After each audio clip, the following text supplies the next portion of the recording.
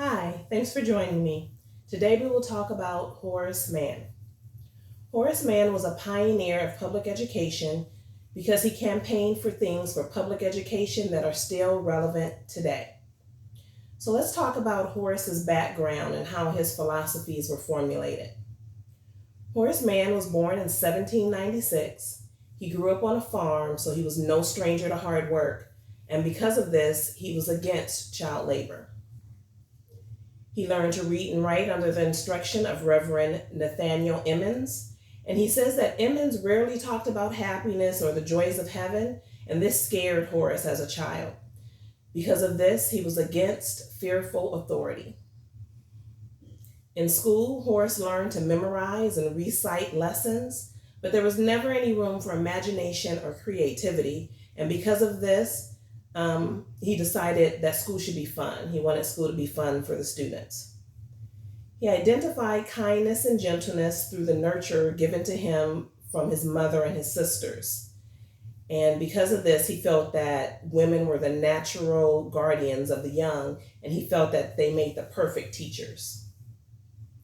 Mann credits his parents for giving him a love of books and of knowledge. They always spoke highly of learning and of learned men, and this began his love for education. Now I've hinted at some of Mann's beliefs and where they originated. Let's talk a little bit now about his principles of public education. Specifically, there were 6 points. First, the public should no longer remain ignorant. In other words, he thought that everyone should be educated. 2, that education should be paid for and sustained by the public. 3, public education should embrace children from a variety of backgrounds. He felt that everyone should be educated. 4, public education must be non-sectarian. 5, this education must be taught using the tenets of a free society. And 6, education should be provided by well-trained professional teachers. One way that Mann practiced his theory was the development of normal schools. And normal schools were for teachers to prepare them for the teaching profession so that they could teach in the common schools. The first normal school was in Lexington, Massachusetts. It opened in 1839. But after the people saw the effectiveness of the schools and how it prepared the teachers, many more schools were opened and their programs were expanded. Fun fact, I found in my research for Horace Mann on several websites that his wife homeschooled his children. And I was shocked when I read that after all he's done and did for public schools. So I thought about that. I was trying to figure out why would he do that.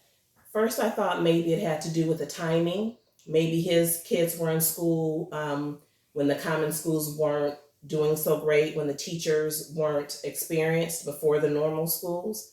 But looking back, I found that he was married in 1843. Of course, his children came after that, but the normal school started in 1839, which means by the time his children were of school age, the normal schools had been around for a while. They were doing well, which meant that the common schools were doing even better because they had better prepared teachers. So I'm really not sure why his wife homeschooled their children. I guess we'll never know the answer to that. In conclusion, Mann felt it was important to fight and make things better for all people. At a commencement speech he gave 2 months before his death in 1859, he said, and I have it here, "Be ashamed to die until you have won some victory for humanity." I thought that was pretty powerful. Be ashamed to die until you have won some victory for humanity. Mann campaigned for more public funding, higher wages for teachers, safe and comfortable school buildings, and a free education for all that was as good, if not better, than private schools.